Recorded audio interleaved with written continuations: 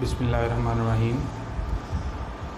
मेरा नाम उस्मान इब्रार है और मैं एक्सेल साइंस एजुकेशनल सिस्टम में एज अ केमिस्ट्री टीचर पढ़ा रहा हूँ। आज हम अपने स्कूल की तरफ से जो ऑनलाइन सीरीज़ का आगाज़ किया गया है लेक्चर्स का, उसमें 9th क्लास की केमिस्ट्री का स्टार्ट करेंगे, जिसमें आज हम स्टडी करेंगे चैप्टर नंबर 1 यूनिट नंबर 1 जो है केमिस्ट्री 9th क्लास की बुक जो है नेशनल बुक फाउंडेशन वालों की। उसमें जो चैप्टर नंबर 1 है उसका नाम है फंडामेंटल्स ऑफ केमिस्ट्री, जिसमें इस चैप्टर में आपको एक इंट्रोडक्शन दिया जाएगा केमिस्ट्री के बारे में बताया जाएगा। दूसरा केमिस्ट्री की ब्रांचेस के बारे में, और जो आपके पास जो डेफिनेशन यूज़ हो रही हैं, बेसिक डेफिनेशन जो केमिस्ट्री में यूज़ हो रही हैं, उनके बारे में थोड़ा सा इंट्रोडक्शन दिया जाएगा। आज का जो लेक्चर है इसके अंदर हम जो टॉपिक्स पढ़ेंगे उनमें सबसे पहला टॉपिक तो होगा इंट्रोडक्शन टू केमिस्ट्री। दूसरे हम ये पढ़ेंगे कि जो आपके पास एप्लीकेशन है केमिस्ट्री की डेली लाइफ के अंदर, थोड़ा सा उनको भी हम देखेंगे। उसके बाद आपके पास टॉपिक होगा ब्रांचेस ऑफ केमिस्ट्री। उन ब्रांचेस के अंदर जो आज हम ब्रांचेस डिस्कस करेंगे वो 3 ब्रांचेस हैं, फिज़िकल केमिस्ट्री, ऑर्गेनिक केमिस्ट्री और इनऑर्गेनिक केमिस्ट्री। सबसे पहले हम आते हैं इंट्रोडक्शन टू केमिस्ट्री की तरफ। साइंस, जैसा कि आपको पता है, केमिस्ट्री जो है वो ब्रांच ऑफ साइंस है। जैसे फिज़िक्स, बायोलॉजी या मैथमेटिक्स ब्रांचेस ऑफ साइंस है, इसी तरह केमिस्ट्री भी ब्रांच ऑफ साइंस है। साइंस एक्चुअली कहते किसे हैं? साइंस आप कहते हैं नॉलेज को। साइंस का जो वर्ड है वो ड्राइव किया गया है लैटिन वर्ड साइंसिया से।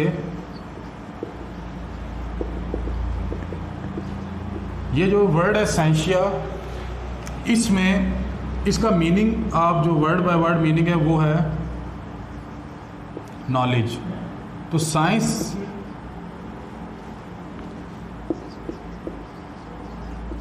आपके पास वो नॉलेज है।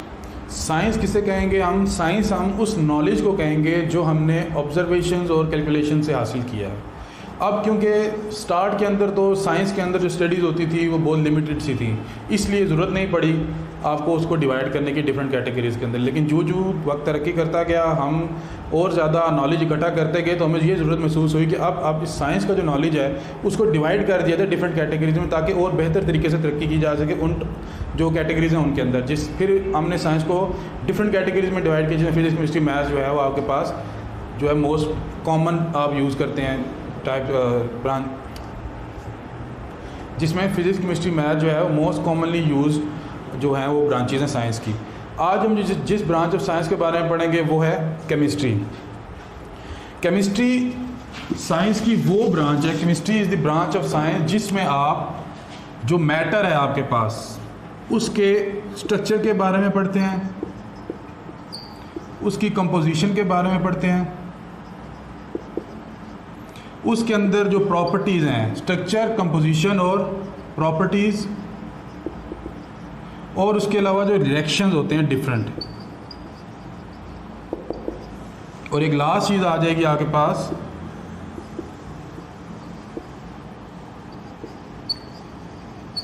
Laws followed. Science is the branch of chemistry is the branch of science in which we study structure of matter, composition of matter, properties of matter and reaction between different matter, या उसको आप chemicals कह सकते हैं। और जो 5th चीज़ उसके अंदर है वो है laws that are followed by the chemicals during the chemical reaction। अब यहाँ पे आप देखें स्ट्रक्चर, कंपोजिशन, प्रॉपर्टीज, रिएक्शंस और लॉज। इसके अंदर जो फर्स्ट चीज़ जो मोस्ट बेसिक चीज़ है केमिस्ट्री के अंदर जो आपको समझने वाली है वो है मैटर, जिसमें हमने सबसे पहले बोला ना केमिस्ट्री की स्टडी ऑफ मैटर। तो मैटर क्या है, हमें ये डिफाइन करना पड़ेगा कि मैटर क्या है। तो मैटर आपके पास हर वो चीज़ जिसका कोई मैस हो उसको हम मैटर कहते हैं। अब इसके अंदर गैसेस आ जाती हैं, लिक्विड्स आ जाते हैं, इसके अंदर सॉलिड्स आ जाते हैं, इसके अंदर आपके पास प्लाज्मा आ जाता है। तो इन सब चीज़ों को हम मैटर कहते हैं, क्योंकि ये सारी चीज़ें ऐसी हैं कि जिनका कोई मैस होता है। ये एटम्स के मजमूए से बनी है, इस वजह से फिर के अंदर ये मैस कैरी करती हैं। तो इन्हीं एटम्स को, लिक्विड के, सॉलिड के, गैस के एटम्स को स्टडी करने को बेसिकली हम कहते हैं केमिस्ट्री। अब केमिस्ट्री जो है वो साइंस की एक ऐसी ब्रांच है जिसका जो यूज़ है वो डेली लाइफ में आपको हर तरफ नज़र आएगा। केमिस्ट्री में आपके जो सोप्स हैं, आपके जो डिटर्जेंट्स हैं, आपके जो पेंट्स हैं, लुब्रिकेंट्स हैं, पिगमेंट्स हैं, जो ये पेंट आप करते हैं, जिस कलर होता है, जो पेंट के अंदर जो कलर डलता है वो पिगमेंट उसे कहते हैं, वो पिगमेंट्स हो गए, पेस्टिसाइड हो गए, इंसेक्टिसाइड हो गए, ये सारी की सारी चीज़ें आपको साइंस की केमिस्ट्री की मरूने मिन्नत है। केमिस्ट्री की ही वजह से केमिस्ट्री के अंदर जो डेवलपमेंट हुई है उसके साथ साथ आपको ये सारी चीज़ें मिली हैं। अब जहाँ पे आप जो भी चीज़ होती है उसका एक पॉजिटिव पहलू भी होता है और उसका एक नेगेटिव पहलू भी होता है। एक तरफ जहाँ केमिस्ट्री हमारी डेली लाइफ में बहुत ज़्यादा हमारे हेल्पफुल है कि हर तरफ जो आपको चीज़ें नज़र आ रही हैं in the form of chemicals, वो सारी की सारी केमिस्ट्री के मरूने मिन्नत हैं। जो आप घरों में चीज़ें यूज़ करते हैं, जैसे आपके पास चीनी है तो ये चीनी भी केमिस्ट्री के ही केमिकल रिएक्शंस के हो के ही आपके पास चीनी बनती है। तो एक तरफ तो जहाँ इसका बहुत फ़ायदा है, दूसरी तरफ इसका नुकसान भी है। फॉर एग्जांपल जैसे आपके पास फर्टिलाइज़र बनाई जाती हैं केमिस्ट्री के रूल के ऊपर, तो इन फर्टिलाइज़र एक तरफ तो फर्टिलाइज़र बन रही हैं, लेकिन जो आपके पास इसका जो वेस्ट मटेरियल होता है वो वेस्ट मटेरियल पोल्यूशन भी कॉज करता है। वो जो वेस्ट मटेरियल होता है वो ज़्यादातर आप वाटर की स्ट्रीम्स में डाल देते हैं या फिर आप डंप करते हैं ज़मीन के अंदर, तो वो लैंड पोल्यूशन भी कॉज कर रहा है, वो आपके पास वाटर पोल्यूशन भी कॉज कर रहा है। और बहुत से केमिस्ट्री के जो आपके पास यूजेज हैं या जो आप चीज़ें बनाते हैं उनमें ऐसा होता है कि आपके पास एयर के अंदर हार्मफुल मॉलिक्यूल भी रिलीज़ होते हैं, जैसे SO2 गैस होगी, NH3 गैस होगी, कभी रिलीज़ हो जाती है, तो ये एयर पोल्यूशन भी कॉज करते हैं। तो एक तरफ फ़ायदे भी हैं और कुछ नुकसानात भी हैं। अब आते हैं ब्रांचेज ऑफ केमिस्ट्री की तरफ। डेली लाइफ के अंदर जैसे आपको मैंने बताया कि केमिस्ट्री जो है वो किसी एक पहलू के तक महदूद नहीं है। आप अगर आप फार्मर हैं तो आप केमिस्ट्री को यूज़ कर रहे हैं, अगर आप घर में हैं तो आप केमिस्ट्री को यूज़ कर रहे हैं, अगर आप किसी इंडस्ट्री में काम करते हैं तो वहाँ पे केमिस्ट्री यूज़ हो रही है। हत्ता कि दुनिया के अंदर इस वक्त जो कुछ भी हो रहा है उसको कहीं ना कहीं केमिस्ट्री ही इन्वॉल्व है उस प्रोसेस के अंदर। तो इसलिए फिर ये मुमकिन नहीं था कि आप सिर्फ एक केमिस्ट्री नाम दे दें और उसको स्टडी करना शुरू कर दें, जबकि आपके पास केमिस्ट्री की जो यूजेस हैं वो बहुत ज़्यादा हैं। तो इसलिए केमिस्ट्री को फिर सब ब्रांचेज में, पहले आपने साइंस को डिवाइड किया उसकी ब्रांचेज में, जिसमें केमिस्ट्री एक ब्रांच आ गई, फिर आपने केमिस्ट्री को डिवाइड किया उसकी ब्रांचेज में, ताकि आप फिर जो ब्रांचेज बनी है फिर आप उन ब्रांचेज के अंदर सेपरेटली स्टडी करना शुरू कर दें। जैसे अब यहाँ पे आज जो हम ब्रांचेज डिस्कस करेंगे आज के लेक्चर में, उसके अंदर फिजिकल केमिस्ट्री, ऑर्गेनिक केमिस्ट्री और इनऑर्गेनिक केमिस्ट्री है। ब्रांचेस से हमें यह मदद मिलती है कि आप फिर एक तफसील से स्टडी कर सकते हैं किसी भी चीज़ को। जैसे फिजिकल केमिस्ट्री है, फिजिकल केमिस्ट्री आपके पास वो केमिस्ट्री होती है जिसके अंदर, अब फिजिकल केमिस्ट्री में दो चीज़ें हैं, फिजिक्स और केमिस्ट्री, यानी कि ये जो आपके पास ब्रांच ऑफ केमिस्ट्री है ये फिजिक्स और केमिस्ट्री का जोड़ है, दोनों का जो ओवरलैप है, जहाँ पे आपके पास फिजिक्स का नॉलेज और केमिस्ट्री का नॉलेज एक दूसरे को ओवरलैप करता है, तो उससे हम कहते हैं फिजिकल केमिस्ट्री। जैसे कि आप केमिस्ट्री में देखेंगे, केमिस्ट्री में आप पढ़ेंगे टेम्परेचर, केमिस्ट्री में आप पढ़ेंगे डेंसिटी, केमिस्ट्री में आप पढ़ेंगे इसकी मेल्टिंग पॉइंट, बॉइलिंग पॉइंट। इसी तरह फिजिक्स में भी आप ये सब कुछ पढ़ते हैं, temperature, melting points, boiling points. तो यहाँ पे अब आपके पास नॉलेज ऐसा हो गया कि केमिस्ट्री और फिजिक्स एक दूसरे के ऊपर ओवरलैप कर रहे हैं। अब फिजिकल केमिस्ट्री में क्या होता है, फिजिकल केमिस्ट्री में हम कंपोजिशन ऑफ मैटर, क्योंकि केमिस्ट्री में तो हमने कंपोजिशन प्रॉपर्टीज पढ़नी है ना, तो हर चीज़ को हम लिंक करेंगे कंपोजिशन और प्रॉपर्टीज से। अब जो फिजिकल प्रॉपर्टीज होती हैं, फिजिकल प्रॉपर्टीज में आपके पास जो मेन फिजिकल प्रॉपर्टीज हैं वो है टेम्परेचर, डेंसिटी। ये जो टेम्परेचर और डेंसिटी को हम फिजिकल प्रॉपर्टी इसलिए कह रहे हैं क्योंकि हम उनको फील कर सकते हैं, इनको देख सकते हैं। अब टेम्परेचर, डेंसिटी, प्रेशर वगैरह जो होती हैं, ये सारी की सारी चीज़ें ऐसी हैं जो कि किसी भी मैटर के जो आपके पास प्रॉपर्टीज़ होती हैं, जो कंपोजिशन होती है, जो स्ट्रक्चर होती है, उसके ऊपर बहुत ज़्यादा असरअंदाज होती है। तो केमिस्ट्री में जब आप मैटर को रिलेट करते हैं फिजिकल प्रॉपर्टीज़ के साथ, टेम्परेचर, प्रेशर के साथ, तो उस स्टडी को, उस जो हम स्टडी कर रहे हैं, तब हम बोलेंगे कि हम फिजिकल केमिस्ट्री को पढ़ रहे हैं। फिजिक्स और केमिस्ट्री दोनों को पढ़ रहे हैं। आपने फिजिकल जो आपके पास पैरामीटर्स हैं उनको लिया और उनको कंपेयर कर रहे हैं फिर आप स्ट्रक्चर के साथ। जैसे आपको पता है लिक्विड जो है, कोई भी सॉलिड है, अगर आप उसको बहुत ज़्यादा हीट करें या उसका टेम्परेचर ज़्यादा करें तो वो लिक्विड में कन्वर्ट हो जाएगा। सॉलिड जब लिक्विड में कन्वर्ट होता है तो उसका स्ट्रक्चर चेंज होता है। तो आपने फिजिक्स से टेम्परेचर लिया और केमिस्ट्री से स्ट्रक्चर लिया या कंपोजिशन ली, तो आपके पास ये नॉलेज ओवरलैप हो गया फिजिक्स और केमिस्ट्री का। तो फिजिकल केमिस्ट्री में बेसिकली क्या होता है, हम मैटर के अंदर जो चेंजेस आते हैं फिजिकल प्रॉपर्टीज़ की वजह से उनको स्टडी करते हैं। अगर आप किसी मैटर को, आपके पास कोई लिक्विड है, आपने उसका टेम्परेचर चेंज किया है तो क्या फ़र्क पड़ेगा, अगर कोई गैस है उसका प्रेशर चेंज किया तो क्या फ़र्क पड़ेगा। तो ये सारी चीज़ें हम स्टडी करते हैं फिजिकल केमिस्ट्री के अंदर। नेक्स्ट आपके पास आता है ऑर्गेनिक केमिस्ट्री। जब आपकी स्टडी शुरू हुई केमिस्ट्री में तो उस वक्त स्टार्ट के अंदर तो नॉलेज होता है लिमिटेड, क्योंकि अब आपके पास इतनी ज़्यादा डिटेल नहीं होती किसी भी चीज़ की। केमिस्ट्री की स्टडी शुरू हुई, आप डिफरेंट कंपाउंड डिस्कवर करते गए, उनकी कंपोजिशन को स्टडी करते गए। तो स्टार्ट के अंदर केमिस्ट्री को 2 ब्रांचेस में उन्होंने डिवाइड किया था, जिसको आप सिंपल ये कह सकते हैं, एक लिविंग केमिस्ट्री और एक डेड केमिस्ट्री। इसका क्या मतलब है? लिविंग केमिस्ट्री का मतलब वो जो केमिस्ट्री हम स्टडी करते हैं जो लिविंग थिंग्स के अंदर होती है। डेड केमिस्ट्री का मतलब जो वो चीज़ें जो हम स्टडी करते हैं जो कि डेड होती हैं। अब आपको इसकी डेफिनेशन में डेड में वो चीज़ें जो सांस नहीं ले सकती, जो ग्रो नहीं करती। फॉर एग्जांपल लिविंग केमिस्ट्री के अंदर जैसे हम अपनी बॉडी के अंदर डिफरेंट रिएक्शन को स्टडी करते हैं, ह्यूमन बॉडी के अंदर, तो वो क्या हो गया, लिविंग केमिस्ट्री होगी। या फिर अगर आप प्लांट्स को या प्लांट्स के अंदर जो आप रिएक्शंस को स्टडी करते हैं तो वो आपके पास लिविंग केमिस्ट्री में आ जाएगा। इसी तरह नॉन लिविंग केमिस्ट्री या डेड केमिस्ट्री में आपके पास, जैसे आपके पास सिंपल आप NaCl sodium chloride common salt है उसको स्टडी करते हैं, NaOH हो गया, इन सब चीज़ों को स्टडी करते हैं, डेड केमिस्ट्री कहते हैं। लेकिन with the passage of time जब आपके पास नॉलेज का इजाफा होना शुरू हो गया, कंपाउंड डिस्कवर होना शुरू हो गए, तो तब हमें ये पता लगा कि जो आपके पास कंपाउंड्स हैं जिनको हम कह सकते हैं लिविंग केमिस्ट्री में जो कंपाउंड आते हैं उनकी तादाद बहुत ज़्यादा है उन कंपाउंड के लिहाज से जो आपके पास डेड केमिस्ट्री में आते हैं।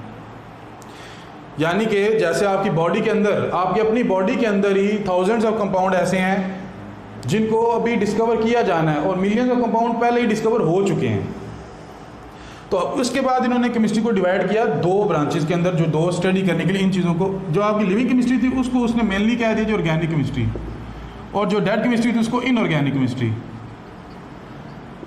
टाइम के साथ साथ इसकी डेफिनेशन चेंज हुई, क्योंकि हमारी जो बॉडी है ना, जो लिविंग थिंग्स अर्थ के ऊपर जो लिविंग थिंग पाए जाते हैं वो बेस करते हैं कार्बन के ऊपर। हम कार्बन बेस्ड लाइफ फॉर्म है। कार्बन आप कंपाउंड है, कार्बन एक, हम सारे कार्बन बेस्ड कंपाउंड हैं। आपके प्लांट्स हो गए, जो भी चीज़ लिविंग थिंग्स के अंदर आती है वो सारी की सारी कार्बन बेस्ड है। तो हम लिविंग केमिस्ट्री के अंदर या ऑर्गेनिक केमिस्ट्री के अंदर स्टार्ट के अंदर तो इसकी डेफिनेशन आई वो ये थी कि जो कार्बन के कंपाउंड्स हैं उनको जो हम स्टडी करेंगे उसे हम बोलेंगे ऑर्गेनिक केमिस्ट्री। ऑर्गेनिक केमिस्ट्री में हम वो चीज़ें स्टडी करते हैं जिनके अंदर कार्बन होता है। अब यहाँ पे थोड़ा सा मसला आ गया। फॉर एग्जांपल कार्बन आप CH4 है, CH4 क्या है, मीथेन गैस, जो आप घर में गैस यूज़ करते हैं CH4 कहते हैं। इसको हम ऑर्गेनिक केमिस्ट्री में स्टडी करते हैं, ठीक है। लेकिन आपके पास कंपाउंड है CaCO3, इसके अंदर भी कार्बन है, लेकिन हम इसको ऑर्गेनिक केमिस्ट्री में स्टडी नहीं कर सकते या नहीं करते। कैल्शियम कार्बोनेट को स्टडी नहीं किया जाता, लेकिन मीथेन गैस को स्टडी करते हैं। तो क्या हुआ, केमिस्ट्री ऑर्गेनिक केमिस्ट्री की डेफिनेशन को रिफाइन करने की ज़रूरत पेश आई कि अब हमने इसको ज़रा रिफाइन करना है, क्योंकि अब हमारे पास कॉन्फ्लिक्ट आ रहा है कि 2 जगह पे कार्बन है, एक को आप स्टडी कर रहे हो कंपाउंड को, दूसरे कंपाउंड को स्टडी नहीं कर रहे। तो साइंटिस्ट ने इसको थोड़ा और रिफाइन किया। वो रिफाइन कैसे किया, उन्होंने बोला कि हम ऑर्गेनिक केमिस्ट्री के अंदर वो सारे कंपाउंड को स्टडी करेंगे जिसमें सिर्फ कार्बन और हाइड्रोजन होगा, उसके अलावा कोई कंपाउंड नहीं होगा, उसके अंदर कोई एलिमेंट नहीं होगा। हर वो कंपाउंड जिसके अंदर सिर्फ कार्बन और हाइड्रोजन है वो सारे हम ऑर्गेनिक केमिस्ट्री के अंदर स्टडी करेंगे।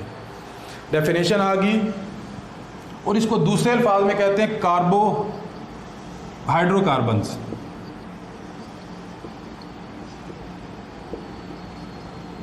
यानी कि हाइड्रोकार्बन की स्टडी को, हाइड्रोकार्बन मींस कार्बन और हाइड्रोजन से मिलकर जो कंपाउंड बनते हैं उन्हें हाइड्रोकार्बन कहते हैं। जैसे CH4 है, अब यहाँ पे आप देखें CaCO, इसके अंदर कैल्शियम भी है, ऑक्सीजन भी है, तो इसके लिए हम इसको स्टडी नहीं करते। तो ये जो कंपाउंड है ये इस डेफिनेशन के ऊपर पूरे उतरे कि कार्बन और हाइड्रोजन के कंपाउंड। अब ये कार्बन और हाइड्रोजन से मिलकर बना है ना, तो ये ऑर्गेनिक कंपाउंड कंसिडर होता है। लेकिन ये जो कंपाउंड है ये ऑर्गेनिक नहीं है, इसकी प्रॉपर्टीज ऑर्गेनिक जैसी नहीं है, तो ये जो कंपाउंड है इसको हम स्टडी नहीं करते फिर इसके अंदर। लेकिन टाइम के साथ जब और ज़्यादा ऑर्गेनिक कंपाउंड डिस्कवर हुए तो हमें पता लगा कि नहीं, सिर्फ कार्बन और हाइड्रोजन नहीं, कुछ ऑर्गेनिक कंपाउंड्स ऐसे हैं जिनके अंदर और भी एलिमेंट्स होते हैं। ऑक्सीजन होता है, नाइट्रोजन होती है, सल्फर होता है, फास्फोरस होता है। तो अब इसको और ज़्यादा रिफाइन करने की ज़रूरत पेश आई। तो फिर जो फाइनल डेफिनेशन जो अब आईयूपिक जो है, international union of pure applied chemistry ने जो फाइनल डेफिनेशन दी है, वो डेफिनेशन ऑर्गेनिक केमिस्ट्री की ये बनती है, हाइड्रोकार्बन्स एंड देयर डेरिवेटिव्स।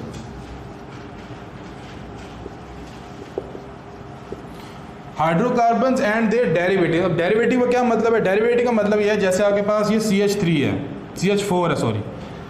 अब इस बेस कंपाउंड आपके पास CH4 है, लेकिन इसी कंपाउंड के अंदर जब आप क्लोरीन को ऐड करते हैं तो वो CCl4 बन जाता है। ये CCl4 में देखें हाइड्रोजन नहीं है, कार्बन और क्लोरीन है। तो जो ये डेफिनेशन थी जिसमें सिर्फ हाइड्रोकार्बन थे, तो ये तो उस डेफिनेशन को पूरा ही नहीं कर रही, क्योंकि इसके अंदर हाइड्रोजन है ही नहीं, तो ये ऑर्गेनिक कंपाउंड कैसे हो सकता है? इसके लिए जो फिर जो नई डेफिनेशन है, हाइड्रोकार्बन्स एंड देयर डेरिवेटिव्स, क्योंकि ये CCl4 इस CH4 से बना है, ये इसका आपके पास बेस कंपाउंड है और ये जो CCl4 है ये इसका डेरिवेटिव है। तो अब ये जो CCl4 है ये इस डेफिनेशन जो आपका प्रेजेंट डेफिनेशन है उसके ऊपर पूरा उतरता है। तो इसका मतलब है कि ये CCl4 हम स्टडी करेंगे ऑर्गेनिक कंपाउंड के अंदर। तो जो आपने केमिस्ट्री की डेफिनेशन पढ़नी है ऑर्गेनिक केमिस्ट्री की, वो ये होगी कि the study of hydrocarbons and their derivative is called organic chemistry. अब ऑर्गेनिक केमिस्ट्री सवाल आता है आप यूज़ कहाँ करते हैं? तो ऑर्गेनिक केमिस्ट्री के यूजेस, ऑर्गेनिक कंपाउंड जो है वो मिलियंस के अंदर है, तो इसी लिहाज से आपको अंदाज़ा होगा कि इसके जो यूजेस हैं वो भी इन मिलियंस हैं। सबसे जो मेन आपका ऑर्गेनिक कंपाउंड का जो यूज़ है वो आप यूज़ करते हैं उसको पेट्रोलियम के अंदर। पेट्रोलियम जो आपके पास पेट्रोल होता है, डीजल होता है, मिट्टी का तेल होता है, कैरोसिन ऑयल जिसे कहते हैं, ये सारी की सारी चीज़ें आपके पास ऑर्गेनिक केमिस्ट्री की वजह से हैं या ऑर्गेनिक केमिस्ट्री के अंदर आप इनको स्टडी करेंगे। इसके अलावा पेट्रोकेमिकल प्रोडक्ट्स,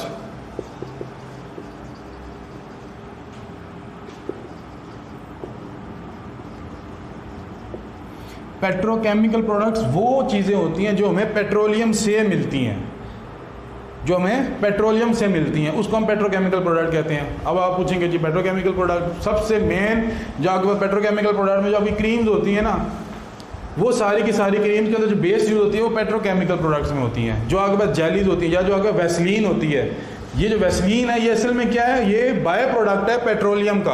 पेट्रोलियम को जब आप रिफाइन करते हो क्रूड ऑयल को, तो उसके अंदर एक तरफ से पेट्रोल निकल होता है, दूसरे उसके साथ और भी कंपाउंड बहुत से होते हैं। तो वो पेट्रोकेमिकल प्रोडक्ट जो हैं, जैसे कि आपके पास ये सिंपल आपके पास एग्जांपल है, जो आपके पास शॉपिंग बैग होते हैं प्लास्टिक के, वो शॉपिंग बैग जो होते हैं वो कैसे बनते हैं? वो जो पेट्रोलियम के अंदर से बाय प्रोडक्ट निकलता है उसको यूज़ करके आप शॉपिंग बैग बनाते हो, पेट्रोकेमिकल प्रोडक्ट है वो आपका।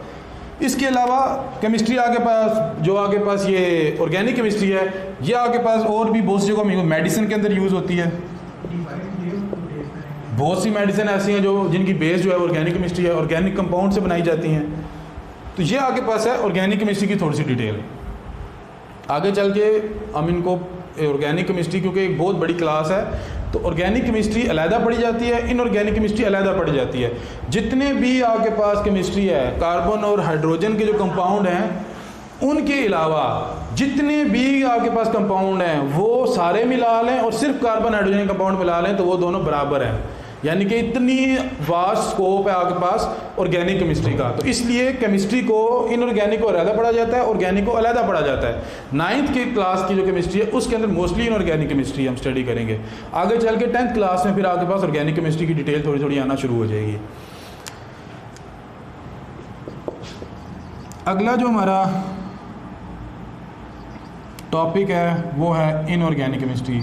केमिस्ट्री जो ऑर्गेनिक केमिस्ट्री है उसकी जो हमने स्टडी की है उससे आपको अंदाज़ा हो ही गया होगा कि इनऑर्गेनिक केमिस्ट्री क्या है।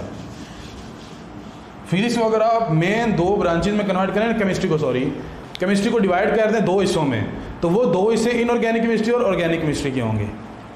तो इनऑर्गेनिक केमिस्ट्री एक तरफ आपके पास ऑर्गेनिक केमिस्ट्री है। अब इनऑर्गेनिक केमिस्ट्री क्या है? इनऑर्गेनिक केमिस्ट्री में हर वो चीज़ आ सकती है जो हाइड्रोकार्बन नहीं है। हाइड्रोकार्बन के लिए HC और उसके डेरिवेटिव,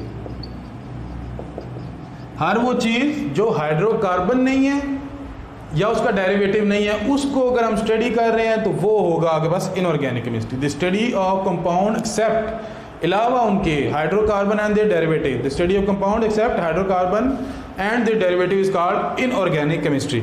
अब ये भी कोई छोटी ब्रांच नहीं है, इनऑर्गेनिक केमिस्ट्री का स्कोप भी कम नहीं है, बहुत ज़्यादा। इनऑर्गेनिक केमिस्ट्री की एग्जांपल ले सकते हैं, वो आ जाती है इंडस्ट्री। जो आपके पास इंडस्ट्री है वो सारी की सारी, उसमें क्या है कि इंडस्ट्री के अंदर आप इनऑर्गेनिक केमिस्ट्री को डील करते हैं। उसके अंदर ऑर्गेनिक भी कुछ हद तक होती है, लेकिन बेसिकली जो आपके पास केमिस्ट्री है वो सारी इनऑर्गेनिक है। जो आपके केमिकल रिएक्शंस हो रहे हैं, जैसे आपके पास फर्टिलाइज़र बन रही है, पेस्टिसाइड्स बन रहे हैं, ये सारे आपके पास इनऑर्गेनिक केमिस्ट्री की ब्रांच के अंदर स्टडी किए जाते हैं। तो स्कोप इनऑर्गेनिक केमिस्ट्री का ऑर्गेनिक केमिस्ट्री तो कम नहीं है, लेकिन इनऑर्गेनिक केमिस्ट्री के अंदर जो चीज़ें आती हैं उनको मिला के उसके स्कोप को सबको मिला लें तो ऑर्गेनिक केमिस्ट्री के स्कोप के बराबर भी मुश्किल है, क्योंकि ऑर्गेनिक केमिस्ट्री के अंदर आपके पास मिलियंस ऑफ कंपाउंड हैं। इनऑर्गेनिक केमिस्ट्री के अंदर जो कंपाउंड है वो लिमिटेड है। इसकी रीज़न्स चलें आपको रीज़न भी बता देता हूँ। ऑर्गेनिक केमिस्ट्री के अंदर कंपाउंड ज़्यादा, इनऑर्गेनिक केमिस्ट्री के अंदर कंपाउंड कम है। उसकी रीज़न ये है कि जो उसकी रीज़न कार्बन है। कार्बन जो होता है वो बहुत लंबी लंबी चेन्स बनाने के काबिल होता है, वो बहुत लंबी चेन्स बना सकता है। इस तरह कार्बन कार्बन आपस में जुड़ के बहुत लंबी लंबी चेन्स बना सकते हैं। इसके अंदर लाखों हज़ारों आपके पास कार्बन के एटम्स जुड़ के एक चेन बनाएंगे। तो इन चेनों की वजह से 3 चेन की कार्बन भी होगी, 10 की, 50 की, 100 की। अब आप खुद अंदाज़ा लगा लें कि हर तरह की वेरिएशन इन लॉन्ग चेन्स के अंदर होती है, तो इसलिए इनके कंपाउंड ज़्यादा हैं। इस कार्बन कार्बन चेन की वजह से जो number of compounds organic chemistry में वो बहुत ज़्यादा हैं as compare to number of compounds in inorganic chemistry. आज के लेक्चर में हमने इंट्रोडक्शन टू केमिस्ट्री पढ़ा। हमने केमिस्ट्री को जो डेली लाइफ के अंदर जहाँ जहाँ केमिस्ट्री यूज़ हो रही है थोड़ा उसको देखा। उसके अलावा हमने ब्रांचेस को डिस्कस किया, जिसके अंदर फिजिकल केमिस्ट्री की ब्रांच थी, ऑर्गेनिक केमिस्ट्री की ब्रांच थी और इनऑर्गेनिक केमिस्ट्री की ब्रांच थी। उम्मीद है कि आपको ये टॉपिक्स समझ आ गए होंगे। इन टॉपिक्स को आप दोबारा एक दफ़ा बुक से स्टडी करके उसको कंपेयर करें लेक्चर के साथ, तो इंशाल्लाह और ज़्यादा क्लियर हो जाएंगे। Thank you.